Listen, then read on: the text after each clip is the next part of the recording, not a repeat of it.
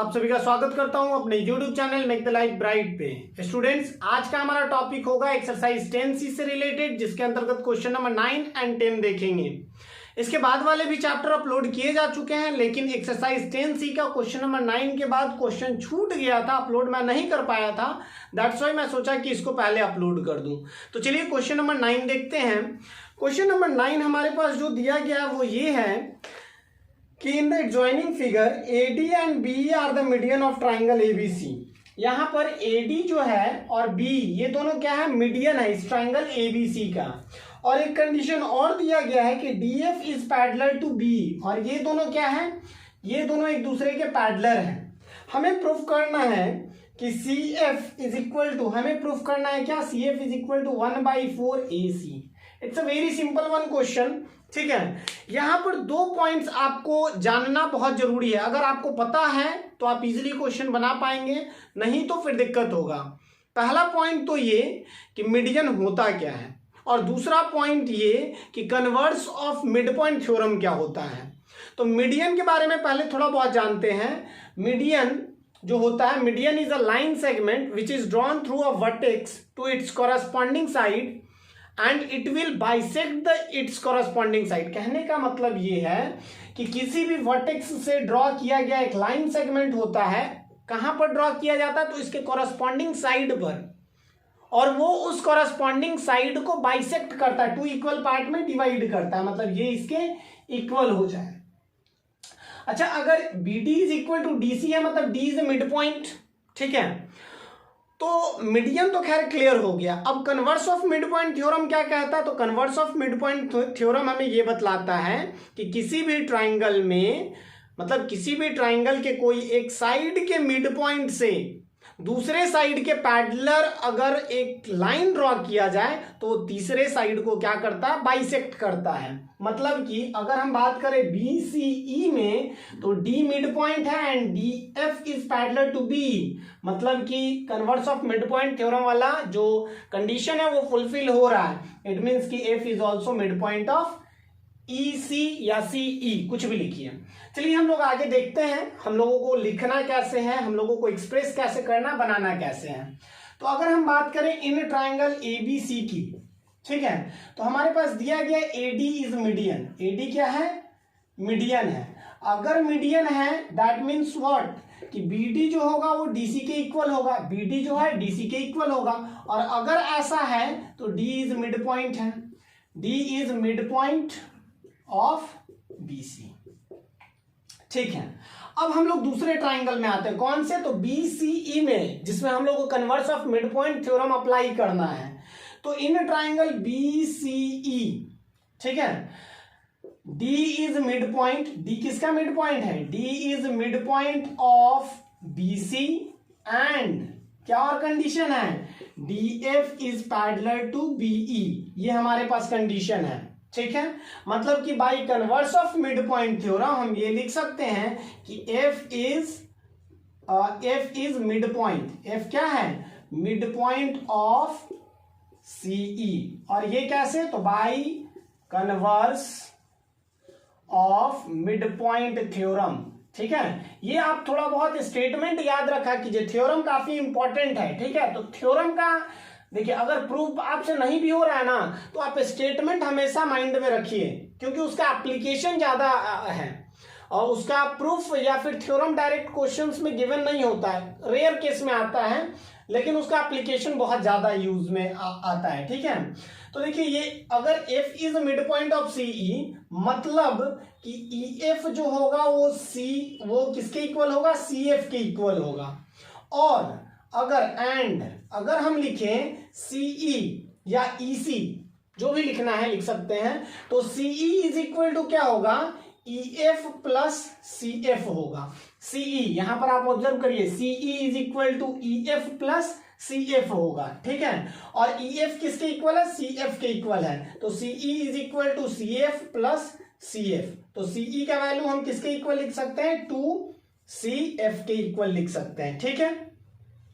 अब देखिए, तो हम यहां पर आ जाते हैं, ठीक है। इन ट्राइंगल ABC एक और मीडियन था ना, क्या था, तो BE इज मीडियन। BE क्या है, मीडियन है, और मीडियन है मतलब कि हम लिख सकते हैं AE is equal to EC, और EC को हम CE भी तो लिख सकते हैं ना, कोई दिक्कत नहीं है। एंड यहां से अगर हम लिखे AC का वैल्यू तो AC is equal to AE plus क्या CE। AC का अगर वैल्यू लिखे तो AE प्लस CE, और AE किसके इक्वल है, CE के इक्वल है। तो हम यहां से लिखेंगे AE की जगह पे क्या लिख देंगे, CE प्लस CE, किसका वैल्यू, तो ये हमारा AC इज इक्वल टू आ गया 2CE।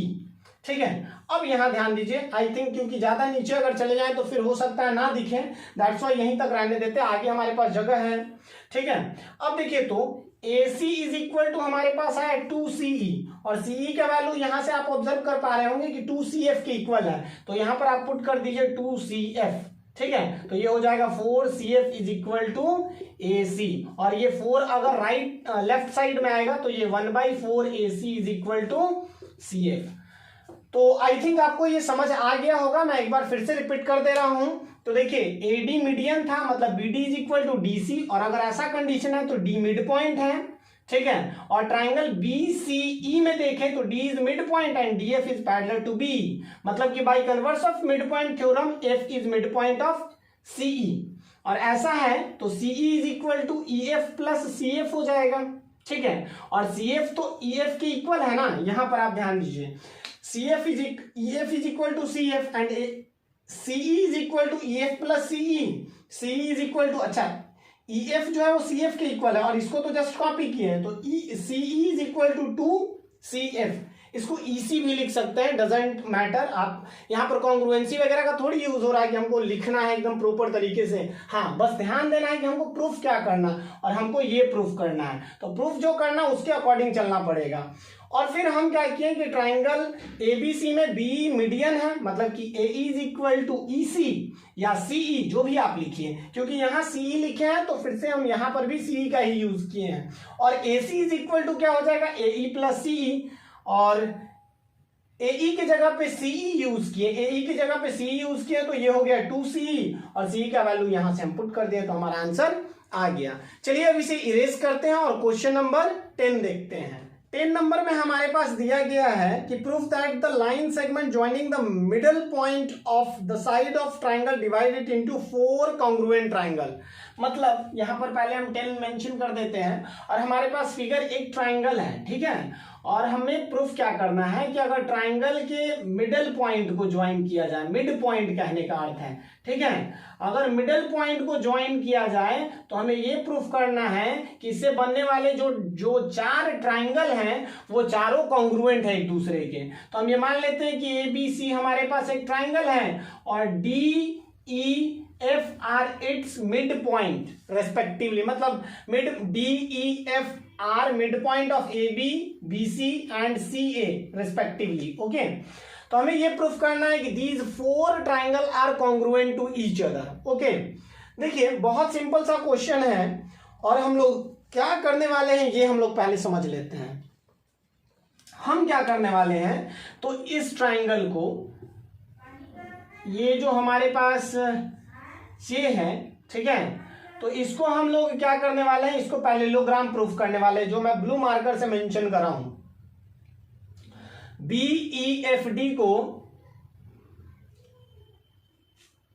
हाँ BEFD को हम लोग क्या करने वाले हैं, पैरेललोग्राम प्रूफ करने वाले हैं। और अगर पैरेललोग्राम ये प्रूफ हो जाएगा तो ED हमारे पास क्या है, ये डायगोनल है, मतलब कि ये दोनों क्या हो जाएगा, कॉन्ग्रुएंट हो जाएगा। क्योंकि हम पहले ही ये पढ़ चुके हैं कि जो डायगोनल होता है पैरेललोग्राम का, वो उसे 2 कॉन्ग्रुएंट ट्रायंगल में डिवाइड करता है।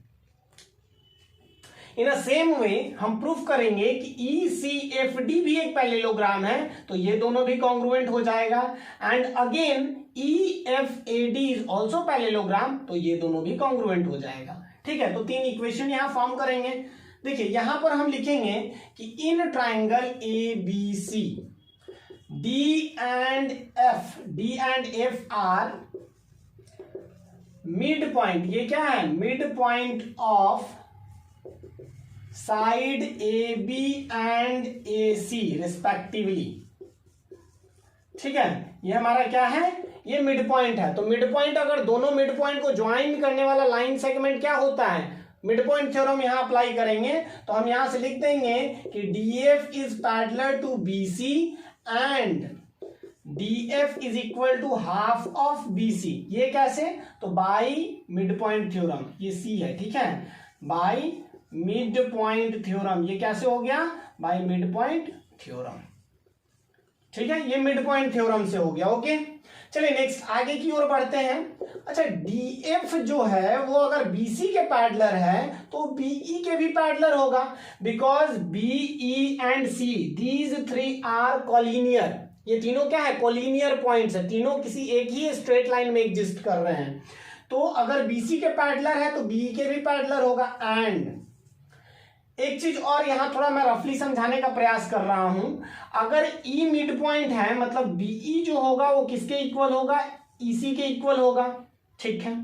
और हम BC के जगह पे क्या लिख सकते हैं? BC is equal to BE plus EC लिख सकते हैं। BC is equal to BE को रहने देंगे और EC किसके इक्वल है? BE के इक्वल है, मतलब BE। तो यहां से हो जाएगा twice of BE is equal to BC, मतलब ये जो BC है वो BE का डबल है। तो हम यहां से लिख सकते हैं DF इज इक्वल टू 1/2 और BC के जगह पे क्या लिखेंगे? ट्वाइस ऑफ BE, मतलब कि यहां से लिख देंगे 2 इंटू BE। ओके, तो इससे ये कैंसिल हो जाएगा, ठीक है, इससे ये कैंसिल हो जाएगा और हमारे पास आएगा DF is equal to BE। और ये तो हमारे पास दिया ही, ये तो पहले ही हो चुका। अच्छा, एक क्वाड्रिलेटरल में अगर one pair of opposite side equal भी हो और पैरेलल भी हो तो क्या वो होता है? वो एक पैरेललोग्राम होता है। तो हम यहां से लिखेंगे कि इन क्वाड्रिलेटरल BEFD, ठीक है, BEFD में क्या? DF is parallel to BE है एंड क्या है? DF is equal to BE है। अच्छा, यहां पर आपको लग रहा होगा कि एक को करेंगे फिर दूसरा को फिर तीसरा को, तो इतना करने की आवश्यकता नहीं है, एक बस प्रूफ करेंगे, बाकी दो को सिमिलर तरीके से सिमिलरली लिख करके लिख देंगे, ठीक है। तो यहां से हमारे पास हो गया कि BEFD इज अ पैरेललोग्राम, ये पैरेललोग्राम हो गया। एंड ये आप ऑब्जर्व कर पा रहे हैं DE, या DE लिख देता हूं मैं, DE इज इट्स डायगोनल। अगर वो डायगोनल है मतलब कि ट्राइंगल BED जो है वो कॉन्ग्रुएंट होगा किसके? F, B के बाद E है तो E जो है वो D के इक्वल, तो BFD E के। यहां पर कॉन्ग्रुएंसी जब लिखेंगे कोई भी ट्राइंगल में तो ध्यान देंगे कि जिस भी आप दो ट्राइंगल को कॉन्ग्रुएंट कर रहे हैं तो कॉरस्पॉन्डिंग साइड और कॉरस्पॉन्डिंग एंगल इक्वल हो। तो ये हमारा इक्वेशन 1 हो जाएगा, ठीक है, ये हमारा इक्वेशन 1 हो जाएगा। इसके बाद हम लोग क्या लिखेंगे? सिमिलरली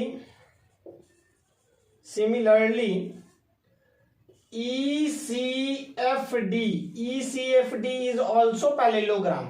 ये भी क्या है? पैरेललोग्राम है। ECFD भी पैरेललोग्राम है and EF is its diagonal. ये इसका क्या है?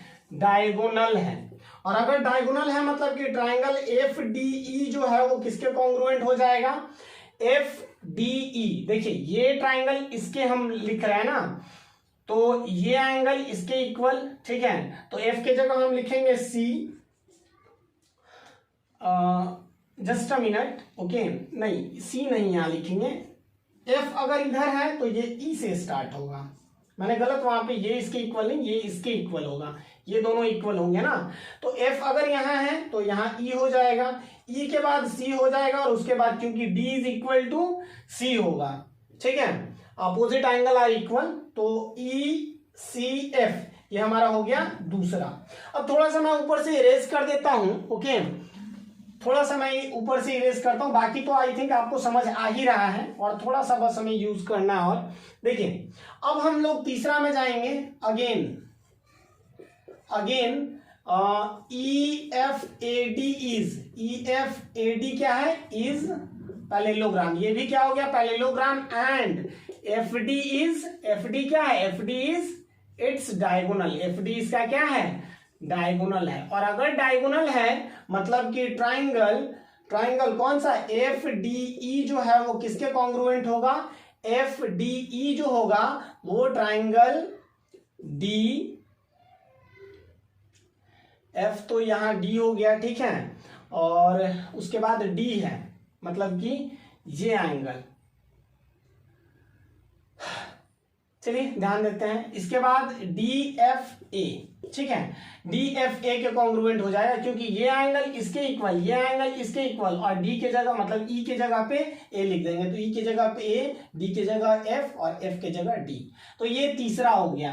अब from 1, 2 and 3, from equation 1, 2 and 3, तीनों इक्वेशन से आप ऑब्जर्व कर पा रहे हैं कि ट्राइंगल बीईडी जो है, बीईडी किसके कॉन्ग्रुएंट है, तो एफडीई के कॉन्ग्रुएंट है, और एफडीई किसके कॉन्ग्रुएंट है, ईसी, ट्राइंगल ईसीएफ के कॉन्ग्रुएंट है, और ये किसके कॉन्ग्रुएंट है, डीएफए के भी कॉन्ग्रुएंट है। मतलब चारों ट्राइंगल क्या है, कॉन्ग्रुएंट है, ठीक है। यहाँ ट्राइंगल आप मेंशन कर दीजिए।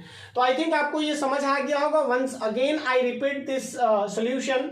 तो हम सबसे पहले क्या किए, BEFD को हम पैरेललोग्राम प्रूफ किए हैं, because D and F are mid point of AB and CF। तो यहाँ मिड पॉइंट थ्योरम अप्लाई करके ये दोनों को पैरेलल प्रूफ किए थे, और ये मिड पॉइंट है तो ये इसके इक्वल प्रूफ कर दिए। और ये क्या है, डायगोनल है, तो ये दोनों ट्राइंगल कॉन्ग्रुएंट हो जाएगा, फिर ये दोनों हो जाएगा और ये दोनों हो जाएगा। अच्छा, यहाँ पर एक स्टेटमेंट आप जरूर लिख दीजिएगा, जैसे कि ये लिखा हूं ना, तो यहाँ पर लिख दीजिएगा कि डायगोनल, मैं रेड मार्कर से इसको इंडिकेट कर दे रहा हूं ना, आप मेंशन कर देंगे diagonal of parallelogram divide it into